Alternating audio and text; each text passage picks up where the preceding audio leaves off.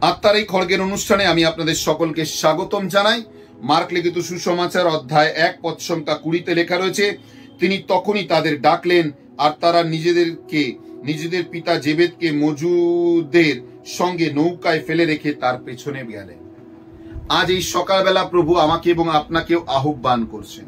যদি আমরা শুনছি তাহলে তার আহ্বানে সাড়া দিই, তার কাছে ফেরত আসি, তার বাণী শুনি এবং তার রাজ্য বিস্তারে নিজেদেরকে প্রস্তুত করি। প্রভু চান যেন আমরা তার কাছে আসতে পারি। আমেন। আসুন তার চরণতলে ফেরত আসি, তার বাণীকে গ্রহণ করি, তার বাণীকে ছড়িয়ে তুলি। আপনি কি তৈরি ঈশ্বরের বাক্যকে প্রচার করার জন্য? তাহলে যান শেয়ার অপশনে শেয়ার অবশ্যই করুন। আমেন। যুক্ত থাকার জন্য অজস্র ধন্যবাদ। অক্সিলিয়াম রিট্রিট সেন্টারের তরফ থেকে আমি আপনাদের সকলকে স্বাগতম জানাই। জয় যিশু।